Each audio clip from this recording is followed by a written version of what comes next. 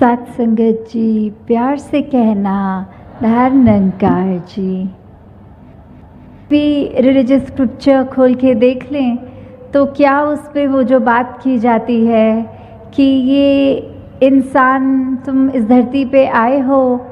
तो तुम्हें अपना एक व्यवहार कैसा बनाना है। एक मनुष्य के चोले में हो तो ये मानवीय गुण, ये ह्यूमन वैल्यूज़ तुम्हारे अंदर एक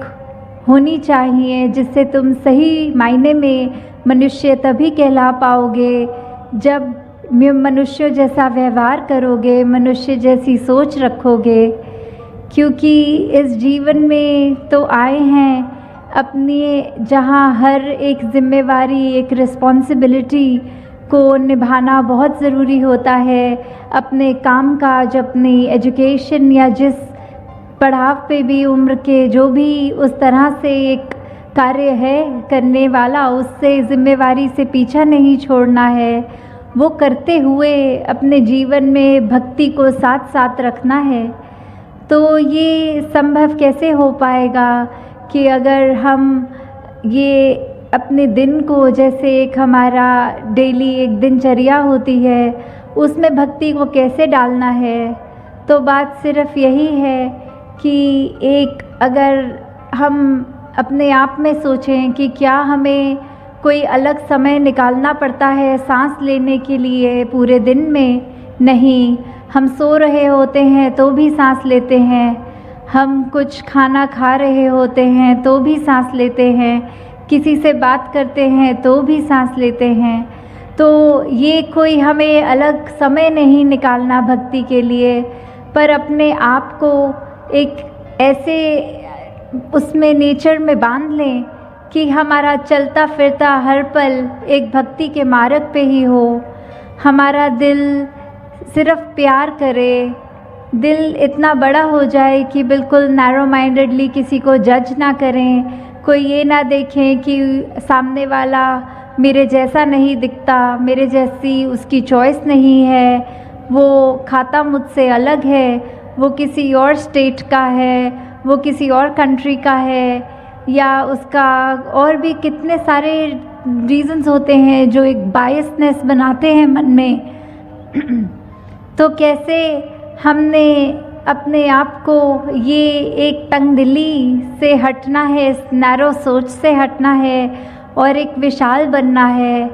जैसे जैसे हम अपने जीवन में अपने मन को और विशाल बनाएंगे तो वैसे ही हमारे अंदर से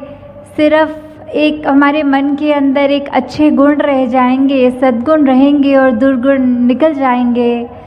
तो उसको भी जो अचीव करना है तो वो एक मार्ग है जो युगों युगों से संतों ने समझाया है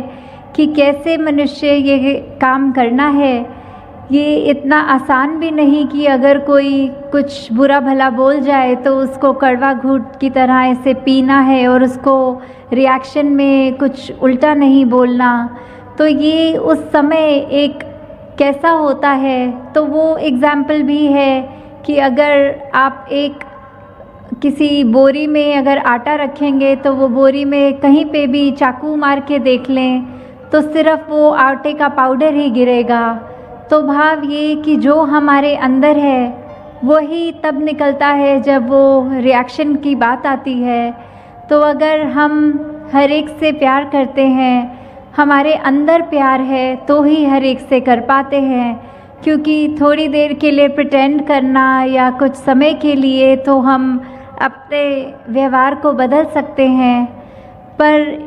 जब अचानक से कोई ऐसी सिचुएशन आ जाती है कि हमें उसके रिएक्शन के लिए टाइम नहीं है,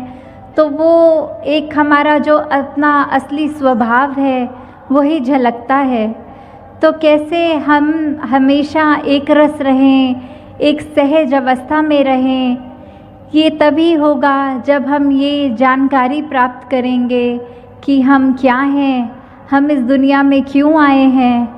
और दुनिया में रहते हुए क्या करना है। ये जब शरीर अपनी यात्रा पूरी करेगा, ये जब श्वास हमारे शरीर से छिन जाएंगे तो वो हमारी आत्मा ने कहाँ जाना है। तो ये प्रभु परमात्मा, ये ईश्वर, ये अल्लाह, ये निराकार, जिस नाम से भी हम इसको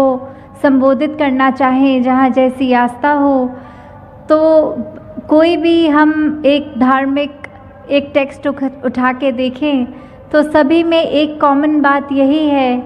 कि ये परमात्मा का अंश, ये आत्मा है, और इस आत्मा ने मोक्ष तभी प्राप्त करना है जब वो इस परमात्मा को जान ले। क्योंकि शरीर ने तो अपने कुछ सालों की यात्रा को ही तय करना है, वो तो लिमिटेड एक हमारे नंबर ऑफ ईयर्स हैं।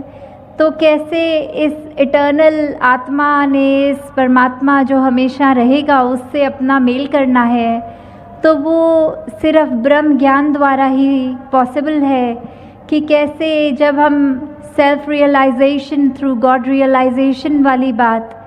कि अपनी असली पहचान, अपना असली अस्तित्व हमें कैसे पता लगेगा, वो इस परमात्मा की जानकारी से। क्योंकि ये आत्मा जब इस शरीर में है तो इतने सालों से रहने के बाद वो अपने आप को शरीर ही मान बैठती है, पर ये तो उससे बहुत एक ऊंची अवस्था की है। शरीर ने तो जल्दी साथ छोड़ना है और ये आत्मा तो हमेशा रहेगी। तो कैसे उस मृत्यु के बाद भी ये जो एक मुक्ति वाली बात आती है, तो जब हम इस परमात्मा का, इस निराकार का एहसास अपने जीवन में रखते हैं, पल पल रखते हैं, तो अपने आप ही एक संतमति वाली बात हमारे अंदर रहती है। जब ये एहसास होता है कि परमात्मा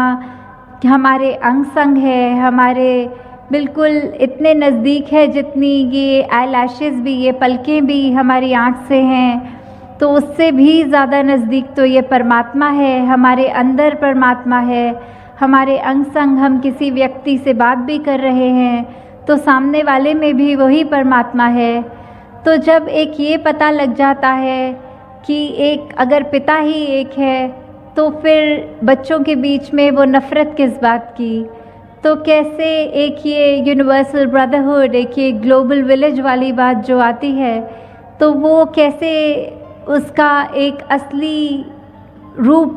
हम कैसे बना सकते हैं, वो हमारी सोच से, हमारे दिल से ही होगा। उसकी शुरुआत हमसे ही होनी है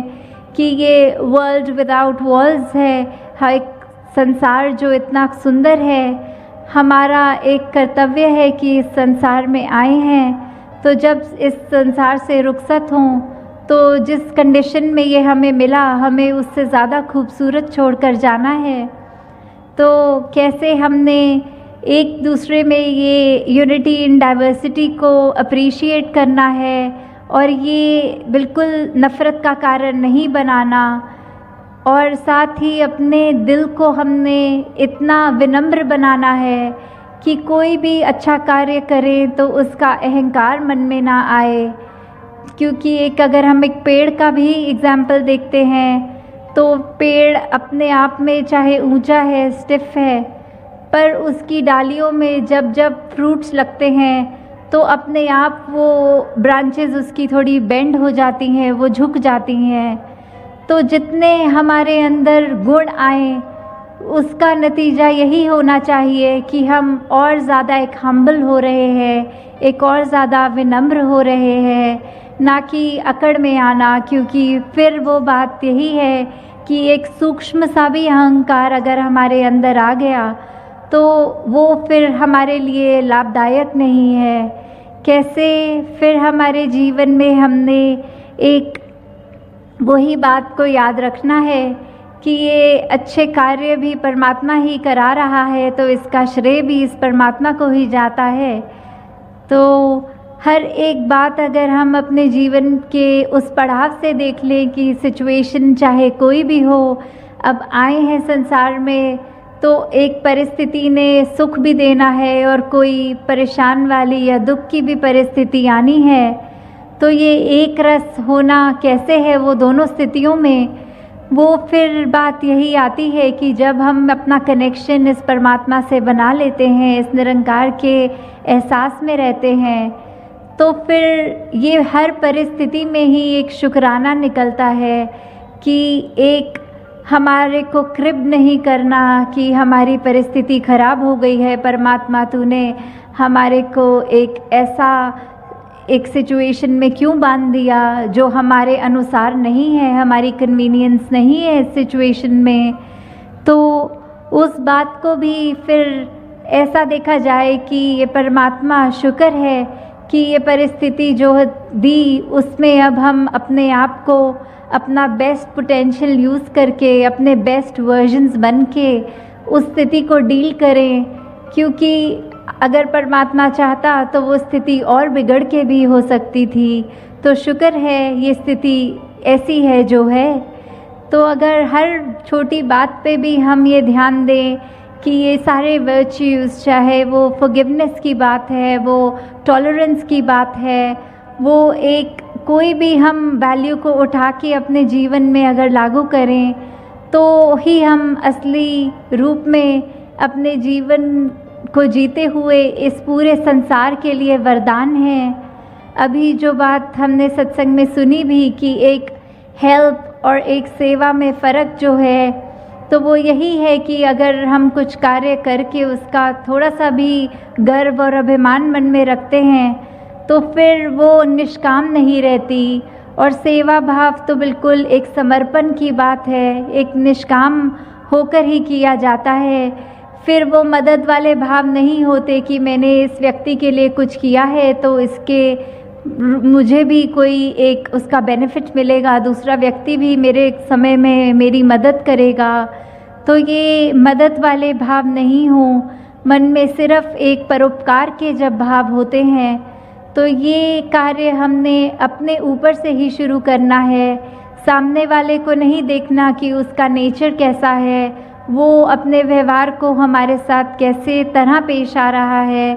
पर ये फ़र्ज़ हमारा है, हमने सुधार करना है तो हमने अपना ही करना है। क्योंकि ये खुशी, ये कोई भी बात है वो ज़्यादा इंटरनल होती है दैन एक्सटर्नल, क्योंकि हम एक बंद कमरे में भी उदास हो सकते हैं और एक भरे मेले में भी उदास हो सकते हैं। और वही बात कि अगर हम अचानक से एक सोच पॉजिटिव को अपने दिमाग में डाल लेते हैं तो हम हर जगह खुश भी हो सकते हैं। तो ये नेगेटिविटी से जितना भी हम दूर हो सके उसने आना तो है। तो अब हम कैसे कंटेनर बन रहे हैं कि क्या हम फिर उस नेगेटिविटी को अकोमोडेट कर रहे हैं या उसकी जगह पॉजिटिव थॉट्स ला रहे हैं। अगर हमारे पाँव में कोई कांटा चुभ रहा है तो क्या हम उसको चुभा रहने देते हैं या कोशिश होती है कि जल्दी से उस कांटे को खींच लें ताकि आराम आए शरीर को। तो बात वही है कि अगर कोई नेगेटिव थॉट आ भी रहा है तो कैसे उसको उसी समय दूर कर दें कि ये परमात्मा ने ये जीवन इतना कम दिया है तो उसमें उसको बेस्ट पोटेंशियल से इस्तेमाल करें, किसी का दिल ना दुखाएं, अपने ऊपर फोकस करके अपने ऊपर काम करके ये एक ऐसे हम इंसान बन पाएँ जो वाकई ही युगों युगों से समझाते हैं कि ऐसे मनुष्य बनो जो हर एक के काम आओ। अपने आप में ऐसी, अपने नेचर में, अपनी सोच में अपनी बातें ऐसी करो कि अगर कोई व्यक्ति मिले तो वो हमसे जब मिल के जाए तो वो अपने दिमाग में ये सोचे कि इससे आज कुछ सीखने को मिला है, काश हमारा भी एक नेचर, हम भी काश इसकी तरह बन पाएँ। ना कि ऐसे कि इस व्यक्ति को देखा तो आंखें चुरा ली या अपना रास्ता बदल लिया और मन में सोचा कि अगर इस व्यक्ति को मिलेंगे तो बहुत मूड ख़राब हो जाएगा, इसने तो कड़वी बातें करनी है, इसने तो कुछ गलत ही बात बोलनी है, तो इससे मिलना ही नहीं है। तो वो चॉइस हमारी है कि हमने अपनी इस विवेक बुद्धि से, इस चेतनता को इस्तेमाल करते हुए इस प्रभु परमात्मा निराकार के आश्रय क्या अपने जीवन में हमने सुधार करना है और क्या गुणों को अपनाना है। तो दासी और समय नहीं लेगी, 8:30 तक ही समय था और वो अब हो चुका है। तो ये बहुत अच्छा लगा आज इधर वडोदरा भी आके कि जिस तरह इस शहर का नाम अगर देखा जाए तो वो एक बैनियन ट्री के नाम से बड़ा, ये उससे मिलता है कि ये बड़ा, तो उसी तरह हम सबके अंदर भी ये सेवा भाव बढ़ता चला जाए।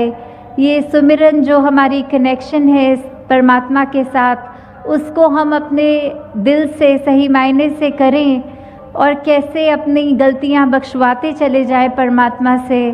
और साथ ही ये सेवा सुमिरन सत्संग करते हुए अपने जीवन में इस तरह भक्ति को लाएं कि फिर वो भक्ति भी बेगर्ज हो। कुछ उस भक्ति के करते हुए हम परमात्मा से ये ना कहें कि मैं भक्ति कर रहा हूँ, इसके बदले मुझे कोई